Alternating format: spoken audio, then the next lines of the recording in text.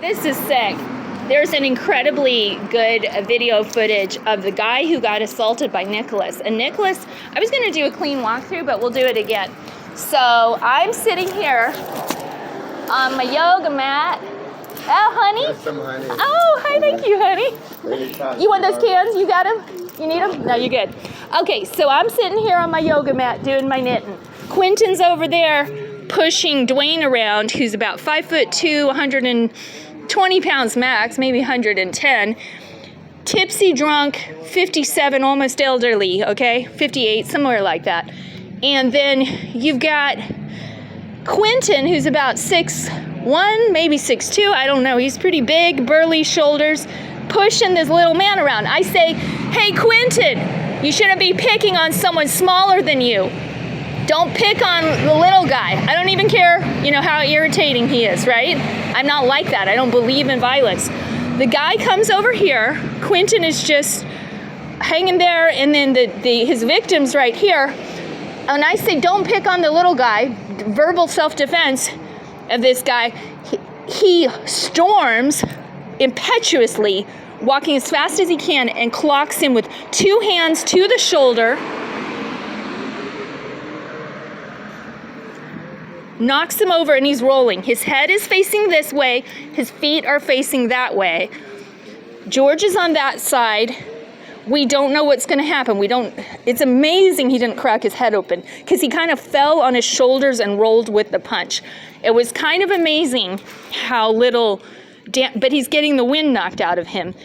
We don't know if Quinton is coming back because it's all happening so fast. George is jumping in defensively to protect in case Quinton is coming back to assault the little homeless man some more.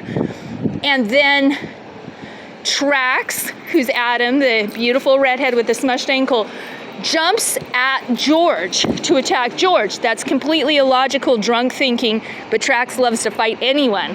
So I defensively jump in the middle of Trax and protect George and say, you're not going to touch George. George is a peacemaker like us. He's like us. He's just doing the right thing, protecting the victim, who's the victim of Nicholas Quentin with the monoboard, the helmet, reputed to possibly be some kind of drug dealer. I've seen him doing his little Tupperware drug deals in the parking lot of the former Popkin real estate place.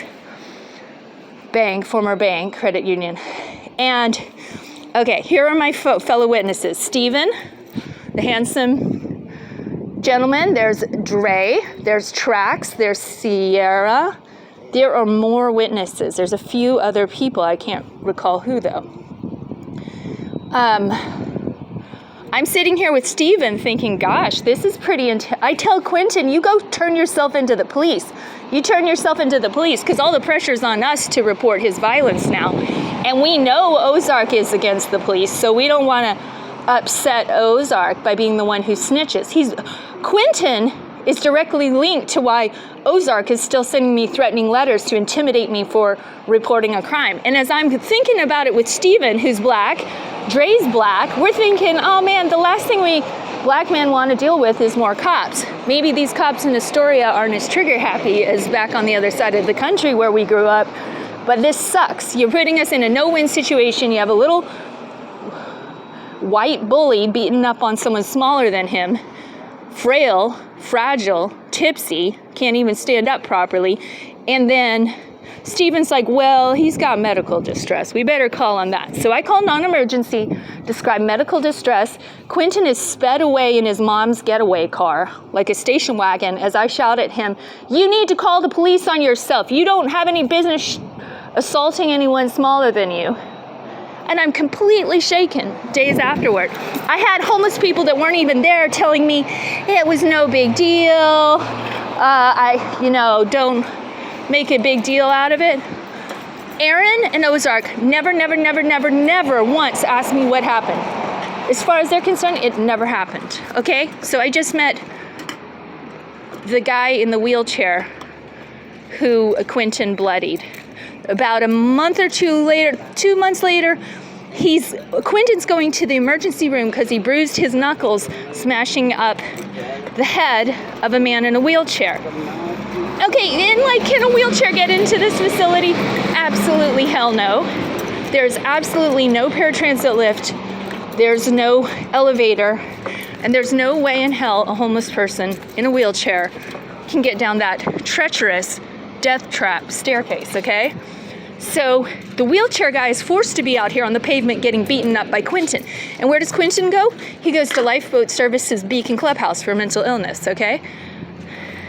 And what does Erin Carlsen say? Oh, well, Nicholas has a different version of the story. Well, why believe the perpetrator, Erin Carlsen? Why not listen to 5 of the other witnesses who saw what actually happened? Why support a violent man being there? She said I could come at times when Quinton is not there. Why should I have to structure my visits to her little mental health charity when she's not kissing up to a violent perpetrator? If they had taken his violence seriously, and by they I mean the police or Erin and Osarch, Quinton could have been in jail, or he could have been in treatment, or he could have at least been kicked off this block so he wasn't there to beat up on the wheelchairs that can't even get down the stairs.